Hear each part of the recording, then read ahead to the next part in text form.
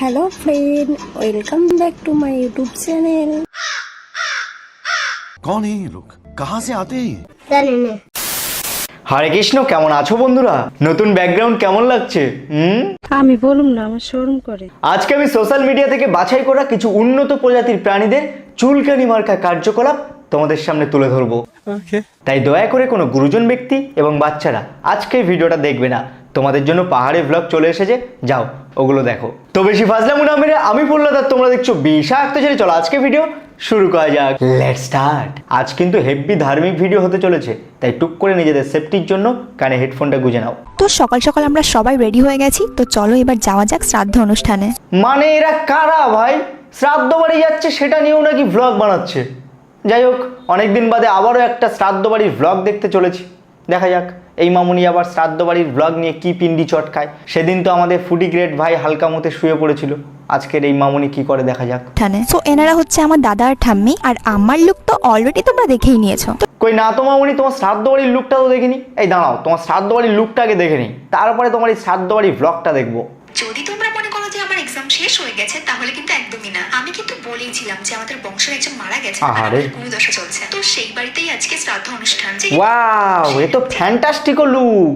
এই by the way মামুনি, তুমি ওটা কি পোজ দিচ্ছিলে? এই যে পুঁদুতে হাত বুলিয়ে তারপর কোমরটাকে বাঁকিয়ে দেয়াল ধরে দাঁড়াচ্ছিলে, হ্যাঁ এটা কি পোজ ছিল? এটা আমার খুব জানার ইচ্ছা হচ্ছে। আমাদের বংশের একজন মারা গেছেন আর আমাদের গুরুদশা চলছে, তো সেই বাড়িতেই আজকে শ্রাদ্ধ অনুষ্ঠান। হ্যাঁ হ্যাঁ একদম ঠিক, এই স্টাইলটা কথা বলছিলাম। এটা কি তোমার শ্রাদ্ধ বাড়ি ভ্লগের জন্য স্পেশাল স্টাইল ছিল? আমি বলুম না, মাঝে মাত্র একদিন ফাঁকা ছিল আর সেই দিনই অনুষ্ঠানটা পড়েছে, তাই জন্যই যেতে হলো, না হলে হয়তো পরীক্ষার জন্য আর যাওয়া হতো না। আর যেহেতু আমরা খুব গরমে দুপুরবেলা বেরোচ্ছি, তাই জন্য একদম কোনো মেকআপ আমি এখানে ইউজ করিনি। মেকআপ করেনি যখন, তাহলে এতক্ষণ ধরে যে মুখে ঠোঁটে চোখে যেগুলো ঘষলো সেগুলোকে কি বলে? আরে পাগল লোক, আমি মেকআপ মানে ফেস মেকআপের কথা বলেছি, like foundation, concealer. Okay, we all পাগল এন্ড ইউ পালম্বা, বিকজ ইউ আর এ শ্রাদ্ধ বাড়ি নির্লজ্জ ব্লগার। कंट्रोल। শ্রাদ্ধ বাড়িতে ভ্লগ বানাতে যাচ্ছে, আবার সেটা লুক নিয়েও আলাদা ভ্লগ। ভাবতেও অবাক লাগে যে আমাদের চারিপাশে কত ধরনের পাগল দোচা প্রাণী রয়েছে। হ্যাঁ, যাকে ফরদ দেখছো উনি মারা গেছেন। স্পেশালি শ্রাদ্ধ বাড়ি ভ্লগারদের জন্য আমার খুব দুঃখ হয়, কারণ একজন মানুষ কতটা পরিমাণে বেকার আর নির্লজ্জ হলে শ্রাদ্ধ বাড়িতে গিয়ে ভ্লগ বানাতে পারে। সঠিক বলেছেন। দেখো, বিয়ে বাড়িতে গিয়ে ভ্লগ বানাচ্ছ ঠিক আছে, কারণ ওটা একটা এন্টারটেনমেন্টের জায়গা, কিন্তু শ্রাদ্ধ হলো একটা শোকের জায়গা। তাই বলে আমি বলছি না যে শ্রাদ্ধ বাড়ির মানুষজন সবসময় কান্নাকাটি করবে। শ্রাদ্ধ বাড়িতে কি হয়, সবার মনটা একটু খারাপ থাকে, কারণ একজন মানুষ সকলকে ছেড়ে চলে গেছে, তাই সকলের মনটা খারাপ থাকবে, এটাই স্বাভাবিক। আর সেই শ্রাদ্ধ বাড়িতে গিয়ে কিছু নির্লজ্জ বেহায়া পাবলিক, হ্যালো গাইস, এই দেখো আমি শ্রাদ্ধ বাড়িতে এসেছি, হ্যাঁ সবাই কান্নাকাটি করছে, ওই যে পিকচারটা দেখতে পাচ্ছ, হ্যাঁ উনি মারা গেছে। কাজ সালা, আর কোনো কন্টেন্ট নেই তোদের? তোদের কন্টেন্টের এত অভাব নাকি সস্তার পপুলারিটি পাওয়ার জন্য যা খুশি তাই করে যাস?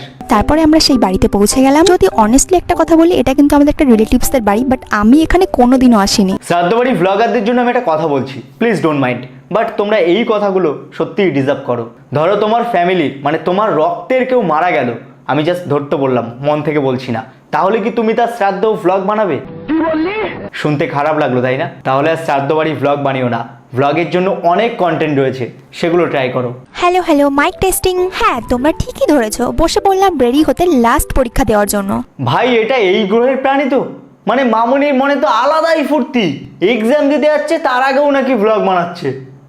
এই বাপরে, মনটা আজকে কি খুশি যে আজকে এক্সাম হয়ে গেলে আর এক্সাম দেওয়া লাগবে না। আমি যখন এক্সাম দিতে যেতাম তখন ভগবানের কাছে শুধু এইগুলোই প্রার্থনা করতাম, হে প্রভু দয়া করে যেন ফার্স্ট বেঞ্চে সিট ফেলো না। হে শিবশম্ভু, যা যা পড়েছি আর যা যা নিয়েছি সেগুলোই যেন পরীক্ষায় পড়ে। সবাই জোরসে বলো হার হার মহাদেব। প্রভু ওই ঢ্যামনা মাস্টারটা যেন গার্ড না দেয়। রক্ষে করো রঘুবীর। ভগবান এবারের মতো পাশ করিয়ে দাও আমার এক্সের দিব্যি, আমি তোমাকে সুগার ফ্রি 5 টাকার নকুলদানা খাওয়াবোই খাওয়াবো। বেশি আলবাল বকলে না কানের গোড়া একটা থাবড়া মার। আর এখনকার মামুনিদের দেখো, এক্সাম দিতে যাচ্ছে তার আগে রিলস বানাচ্ছে, ব্লগ বানাচ্ছে, মানে ভাই এদের মনে আলাদাই লেভেলে ফুর্তি।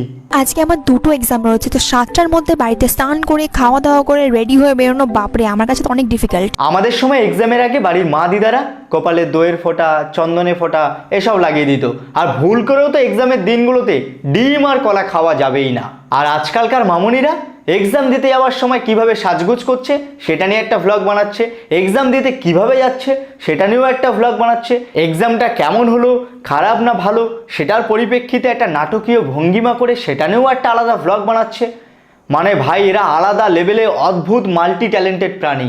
সম্প্রতি এমনই এক ভিডিও ভাইরাল হয়েছে, আর এই ভিডিও নিয়েই শুরু হয়েছে ট্রোলিং। মানুষ না খেতে পেয়ে পটল তুলছে, সেগুলো তোমরা নিউজ চ্যানেলে দেখতে পাবে না। শ্রাদ্ধ বাড়ির একটা ভাইরাল ভিডিও সোশ্যাল মিডিয়াতে চলছে, ব্যাস ওটাই নিউজ চ্যানেল কভার করে ফেললো। দুদিন পরে দেখবে অ্যানাল দিতে গিয়ে হেগে ফেলেছে, সেটাও নিউজ চ্যানেল কভার করে ফেলেছে, কারণ ওখানেই তো আসল টিআরপি। সেকেন্ড এক্সামের দিন রীতিমতো হালাত খারাপ হয়ে গেছিল। সকাল থেকে শুধুমাত্র মেডিসিনের উপরেই বেঁচে আছি আমি। যদি এক্সাম না থাকতো না, আজকে আমি বাড়ি থেকে বেরোনোর কথা ভুলেও মাথায় আনতেও পারতাম না। বাট যেহেতু এক্সাম আছে, বেরোতে তো হবেই, দ্যাটস ওয়াই বসে পড়লাম রেডি হতে। এই নিব্বি মামনির ভ্লগময় জীবন আরো সুখের হয়ে উঠুক, এই শুভকামনা জানিয়ে আজকের ভিডিও থেকে এই মামনিকে বিদায় জানালাম। আজকে আমি শেয়ার করব get ready with me for bed, মানে ঘুমোতে যাওয়ার আগে কিভাবে রেডি হই। যে আমি একটা নাইট ড্রেস অর্ডার দিয়েছিলাম অ্যামাজন থেকে, আর রাত্রিবেলা না যতটা সম্ভব হালকা পোশাক পরেই শোয়া উচিত। এই তোমরা একটা গোপন কথা শুনবে, আমি না শীত গ্রীষ্ম বর্ষা যাই হোক না কেন রাতের বেলাতে খালি গায়ে ঘুমাই, তাই বলে ল্যাংটো থাকি না, প্যান্ট পরা থাকি। একটা কথা সবচেয়ে গুরুত্বপূর্ণ, যে কোয়ালিটিটা যেন ভালো হয়, মানে খুব পুয়ার কোয়ালিটির পড়লে কি হয় অনেক সময় প্রবলেম হতে পারে, তো এটা ভীষণই সফট আর নরম। ওয়াও, এ তো পুরো ফ্যান্টাস্টিক ভ্লগ। দুদিন পরে দেখবে এই সমস্ত ইনফ্লুয়েন্সাররা শরীরে কোথায় কোথায় তিল রয়েছে সেটা দেখিয়ে একটা লেংটি মার্কা ভ্লগ তোমাদের সামনে তুলে ধরছে। আজকে আমি বানালাম গোলাপ ফুলের পাকোড়া। কি গোলাপ ফুলের পাকোড়া? এরকম সুন্দর লাল লাল গোলাপ ফুল দিয়েই বানিয়ে নিলাম আজ এই সুন্দর রেসিপিটা। এই নতুন স্বাদের পাকোড়াটা এতটা মুচমুচে হয় খেতে, যদি তোমরা একবার খাও তাহলে বারবার খেতে মন চাইবে। ভাই রে, বেঁচে থাকতে আর কি কি দেখতে হবে কে জানে। কেউ ফুল গিফট করলে সেটা অযথা ফেলে শুকিয়ে নষ্ট না করে এভাবে সেই গোলাপ ফুল দিয়েই পাকোড়া বানিয়ে খেয়ে ফেলো। ঠিক আছে, চলো একটা নতুন রেসিপি দেখা যাক। কাল সন্ধেবেলা বর আমার জন্য এই সুন্দর গোলাপ ফুলগুলো নিয়ে এসেছিল। সেই ফুলগুলো শুকিয়ে নষ্ট হয়ে যাওয়ার থেকে ভাবলাম কেননা এটা দিয়েই আজ এই গোলাপ ফুলের পাকোড়াটা বানিয়ে দুজন মিলে খেয়ে ফেলি। ভাগ্যিস দাদা গোলাপ ফুল এনেছিল, যদি বাজার থেকে চকলেট ফ্লেভারের কদম ফুল আনতো তাহলে তো ওটা দিয়েও পাকোড়া বানিয়ে ফেলতো। এই ওটা দিয়ে পাকোড়া বানালে তো দাঁত দিয়ে ছিটতে পারবে না। প্রথমে গোলাপ ফুলগুলো পাতা সহ কাঁটাগুলোকে চেঁচে ফেলে ভালো করে শুনবে, ভালো করে ধুয়ে পরিষ্কার করে ভেতরের যে হলুদ অংশটা সেটা বার করে ফেলে দেব। এবার একটা বাটিতে হাফ কাপ বেসন, হাফ কাপ কর্নফ্লাওয়ার, সামান্য নুন, হলুদ, লঙ্কার গুঁড়ো, জিরে গুঁড়ো, আদা গুঁড়ো, গোলমরিচ গুঁড়ো এবং শুনবে কিন্তু ভালো করে, তোমরাও ট্রাই করবে। পরিমাণ মতো জল দিয়ে মিডিয়াম ব্যাটার তৈরি করে রেখে দেব। এবার ফুলগুলোকে ভালো করে বেসনের মিশ্রণটাতে ডুবিয়ে গরম গরম সাদা তেলে ভেজে নেওয়ার পালা। ফুলগুলোকে ডাটা সমেত উঁচু করে ধরে উপর দিয়ে ভালো করে গরম তেল দিয়ে হালকা ভাজা হয়ে ফ্যান্টাস্টিক, মানে দারুণ, মানে কি বলবো, এর কোনো তুলনাই হয় না, নতুন রেসিপি সেরা। যারা প্রেমে ছ্যাঁকা খেয়ে বেকা হয়ে আছো তারা অবশ্যই এই রেসিপিটা একবার ট্রাই করো। রেসিপিটার নাম শুনেই প্রথমে বুঝে গেছিলাম এই সমস্ত কার্যকলাপ একমাত্র পাগল ছাগলরাই করতে পারে। খুব মুচমুচে হয়েছে। গোলাপ ফুলের এই আলাদা স্বাদের পাকোড়াটা একবার অবশ্যই বাড়িতে বানিয়ে খেয়ে আমাকে জানাবে কেমন লেগেছে। সামান্য ঝাল দিয়ে ফুচকা খেলে সকালবেলায় পোঁত দিয়ে ঝাল গু বেরোয়, আর যদি তোমরা এই গোলাপ ফুলের পাকোড়া ট্রাই করো তাহলে কি হবে বুঝতে পারছো? থিঙ্কিং রুম থেকে আর বেরোতে পারবে না, সারাদিন কোমরে বসে থাকতে হবে। আজকে বানিয়ে নিলাম জবা ফুলের পোলাও।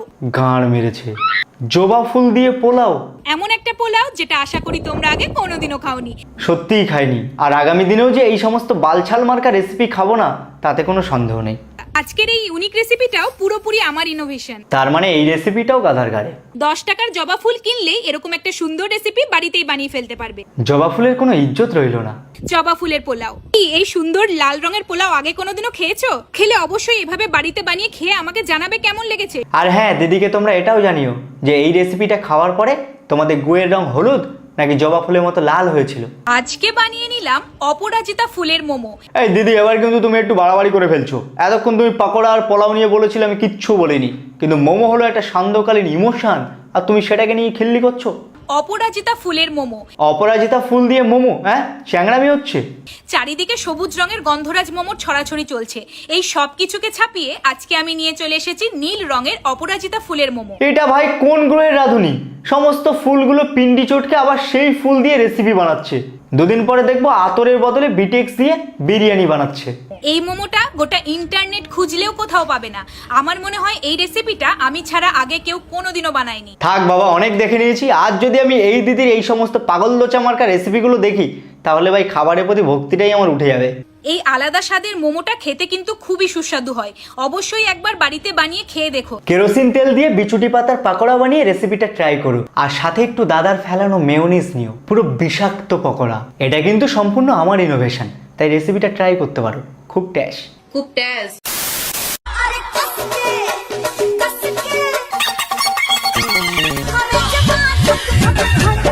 নাকে সর্দি চেটে খাওয়ার বয়সে এরা কিনা সোশ্যাল মিডিয়াতে কষকে কষকে গানে রিলস বানাচ্ছে। এদের ভবিষ্যৎ গাধার গাড়ে যাবে না তো কি হবে? এদের এই ন্যাকামোগুলো দেখে না গোপাল বেচারা নিজেই ভয় পেয়ে যাবে। বলছিলাম যে আমার জীবনে সবকিছুই গপু, তো ওনার প্রেমিকা যে রাধিকা, তো আমি চাই ওনার মতো সাজতে, তো তুমি কি আমাকে একটু সাজিয়ে দেবে ওরকম? বুঝলাম, এবার আমরা মেকআপ আর্টিস্টের গোপালকে নিয়ে স্ক্রিপ্টেড ছ্যাবলামি দেখতে পাবো। আচ্ছা, ঘরটা মোছা আছে তো আমার গপু থাকবে কিন্তু আমার সাথে? না মানে তোমরাই বলো, গোপাল কোথায় খোদাই করে লিখে রেখেছে যে আমাকে অনলি মোছা ঘরে রাখবে? শুনেছি প্রতিটা মানুষের মধ্যে ভগবান থাকে, তাহলে এখন আমাদের উচিত আমাদের মনকে ঘষে ঘষে মুছে ফেলা। যত সব মানে এরা সস্তার পপুলারিটি পাওয়ার জন্য ভগবানকেও ছাড়ছে না। কি ভাই এরা, হাট! কেমন লাগছে আমার গপু? আমার সাজটা তোমার পছন্দ হয়েছে? গোপাল আমাদের বাড়িতেও রয়েছে, এমনকি তোমাদের অনেকের বাড়িতেই হয়তো রয়েছে, কিন্তু সোশ্যাল মিডিয়াতে সস্তার পপুলারিটি পাওয়ার জন্য এরকম স্ক্রিপ্টেড ভগবানকে নিয়ে ছ্যাবলামি করি না আমরা। যাই হোক, এদের এই লোক দেখানো গোপালের প্রতি ভালোবাসাগুলো দেখে তোমাদের কি মতামত সেটা অবশ্যই কমেন্ট বক্সে জানিও।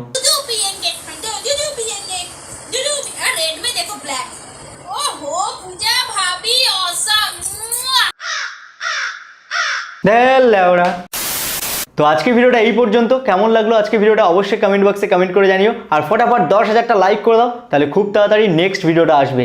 আর আমার এই নতুন ব্যাকগ্রাউন্ডটা তোমাদের কেমন লাগছে সেটা অবশ্যই জানিও, কিন্তু পারলে এই ভিডিওটা একটু প্রচুর পরিমাণে শেয়ার করে দিও, আর শেয়ার করে অবশ্যই আমাকে ফেসবুক আর ইনস্টাগ্রামে মেনশন করে দিও। দেখা হচ্ছে তাহলে খুব তাড়াতাড়ি নতুন ভিডিও নিয়ে। তোমরা ভালো থেকো, সুস্থ থেকো, সাবধানে থেকো। Love you, tata, bye. আর এটা আমার ইনস্টাগ্রাম, এখানে আমি অনেক মিনি ভ্লগ আপলোড করছি। তোমরা যদি ছোট্ট ভ্লগগুলো দেখতে চাও তাহলে অবশ্যই এখানে আমাকে ফলো করে নিও। ও আমি কিন্তু শ্রাদ্ধ বাড়ি ভ্লগ বানাই না।